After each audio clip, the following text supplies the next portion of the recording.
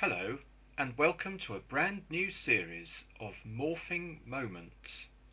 In this occasional series, I'll be exploring some of those moments when, in the middle of a piece of music, you find yourself thinking, my goodness, that sounds just like something else. Although I wouldn't call myself an expert in the field of neuroscience, I think it's fair enough to say that the brain is capable of making unlikely connection between two very different sources. And that's what I'm going to explore. So for this series, I'm assembling a collection of pieces of music that are capable of morphing from one to another and create what I've called some morphing moments. Our first morphing moment is called HMS Beethoven. I was at a recent performance of Gilbert and Sullivan's HMS Pinafore, and I was struck by the similarity of the opening chorus and the last movement of Beethoven's Fifth Symphony. I shared this insight with the accompanist, and he told me of another example that morphs into Mozart's Exsultate Jubilate. You may know it. But I've yet to track that one down, and when I do, it will appear in a later episode. But for now, here is HMS Beethoven.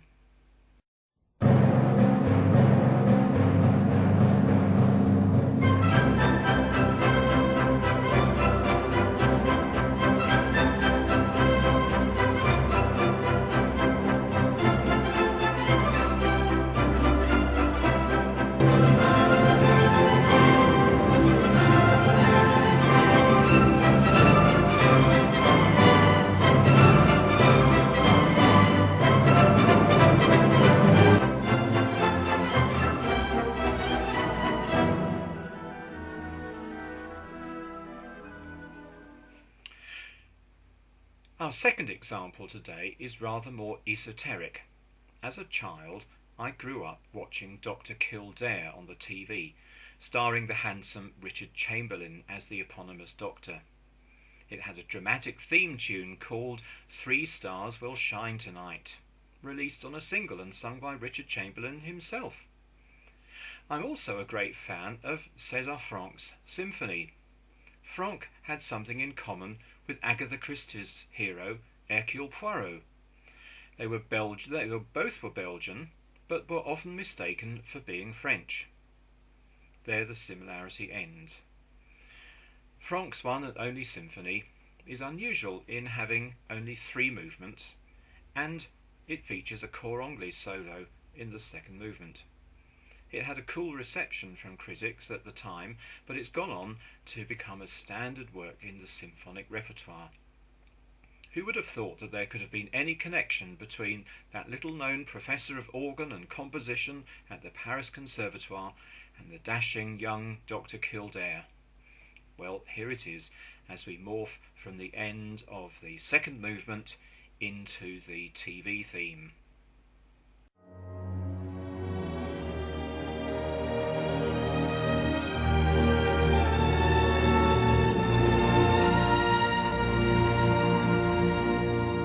Three stars will shine tonight, one for the lonely. And finally, we come to one of the greatest symphonies ever written, certainly one of the longest, Mahler's Third Symphony. Mahler wasn't shy about describing the significance of his music.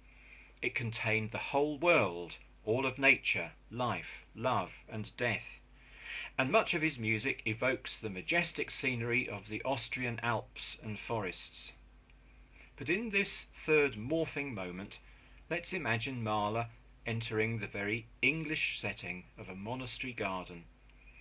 With a slight transposition, Albert Catelby's characteristic intermezzo in a monastery garden slides neatly into this sublime symphonic finale.